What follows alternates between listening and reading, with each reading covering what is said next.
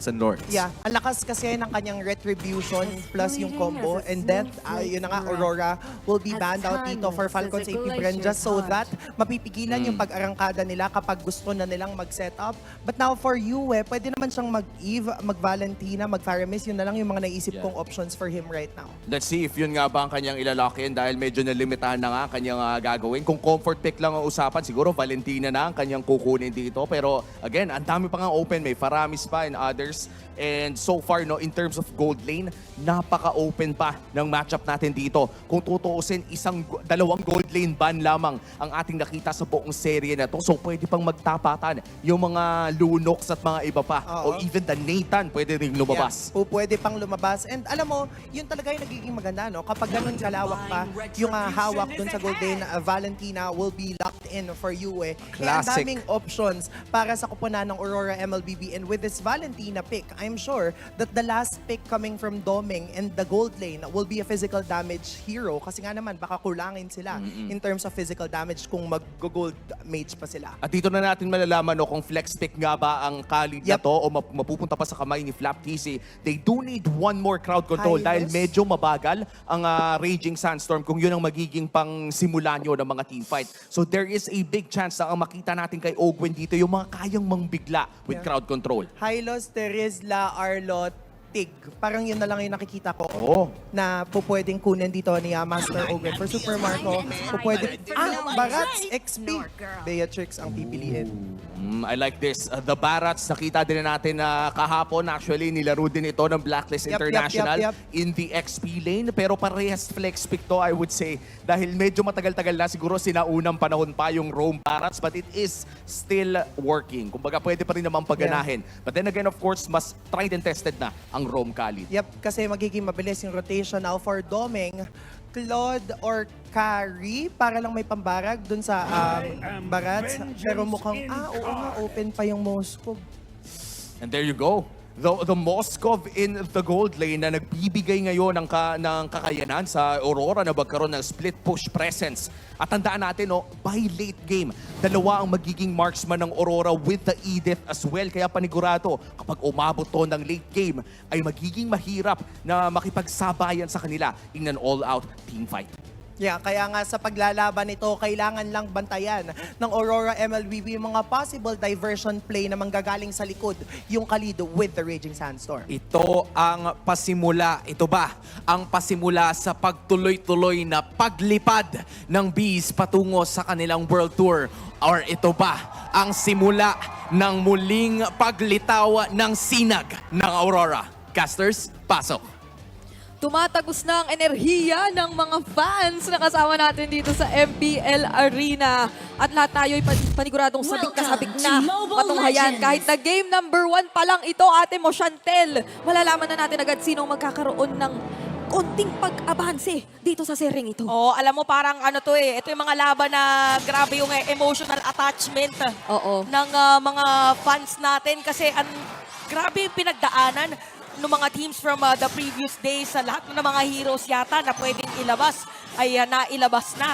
Isa na dyan si Suyo na lagi natin nakikita at parang medyo sinusuyod din dito sa may middle lane. Yung actually for both of our teams, masakit yung mga USP ito ni Rene. Mapapa-flicker agad, sabay TP out. O diba? Sabi natin, simula pa lang, nagkakaroon na agad ng action. Pero dahil nga nabanggit mo na rin, no, yung emotional attachment na meron din tayo para dito sa mga teams na ito, isa rin siguro sa mga gusto kong banggitin ay kung gaano ka-importante para sa ilang mga kupunan, lalo yung mga game 1. Kasi parang napapag-usapan din natin recently yung trend kapag nakakauna ka, ang taas ng chances talaga na tuloy-tuloy kasi nakukuha mo yung pattern, tsaka parang napipigilan mo yung kalaban, tsaka momentum talaga. Parang lahat ng mga games natin buong playoffs, medyo momentum-based. Pinaka-example siguro natin is naging laban kahapon ng Aurora na dinire-diretso na lang nila. For F-Cup naman, parang batak na sila pagdating dun sa mga palitan, yung mga parang biglaan. Pero wait lang sa may middle lane. Mapaplikay active view and first blood pa nga para sa kanya. Demon kahit isusunod na rin. Kyle TC with the kill. Unang 2 kill para sa F-Cup. Nagkaroon pa ng clutch doon na shields dito si Kapitan Few at mukhang nakakuha ng advantage ang Falcons Falcons AP, Bren, agad-agad prior pa sa mga objectives na makikita natin early into this game. At nakakatakot ito dahil kung babalikan nga natin yung naging comparison ng lineups nung bago tayo pumasok, ang taas nung advantage ng early game sa Falcons AP, Bren. So ngayon, parang giveaway ito na nasi-secure pa nila yun unti-unti. Siguro parang sinasabi din dito ng Aurora, okay, sige mamaya, parang iwas din muna tayo sa teamfight. But speaking of teamfight, ginamit tayo dito na welcome. At matasastag pa kayo mga players doon habang nakuha pa yung turtle. Ready Chase gonna be down. Ginamit ni Demon kahit yung kanyang ultimate para makatakas.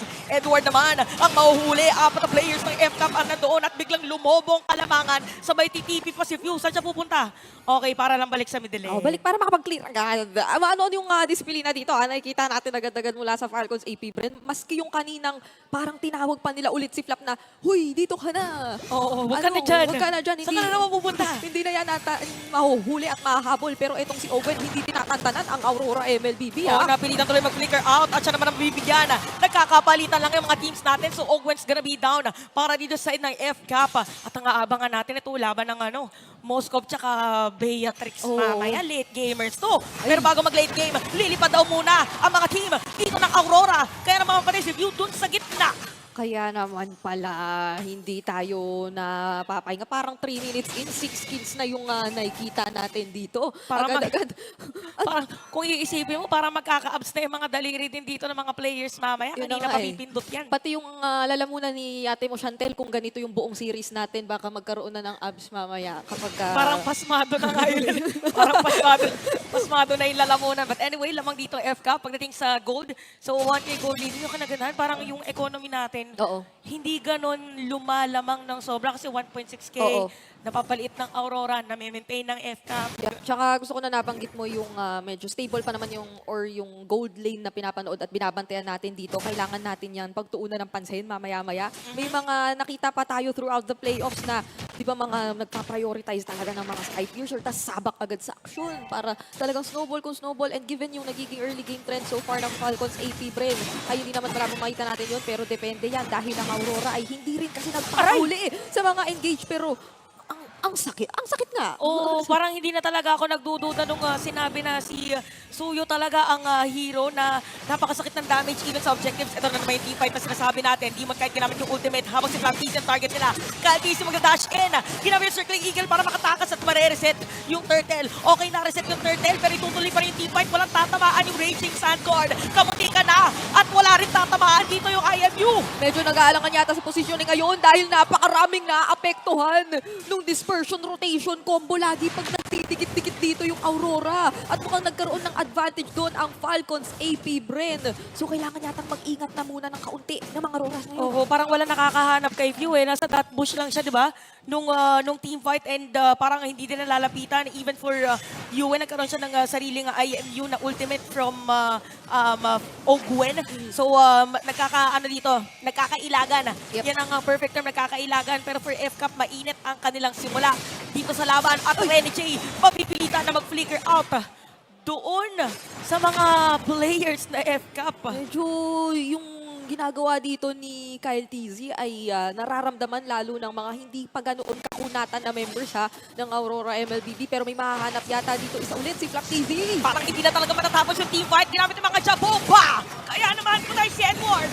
Oh my goodness! Hindi na tayo makapag-discuss ng mga kaganapan outside of the action kasi parang laging nagiging maagap dito ang Falcons AP, Bren, na makapaghanap. Pero at least for Aurora MLBB, ito naman yung kadalasang trend na nangyayari. Nakita at napanood na rin natin itong nangyari kahapon. Ayun na naman. Sa Falcons Huwag na AP, tayo Bren. mag-explain.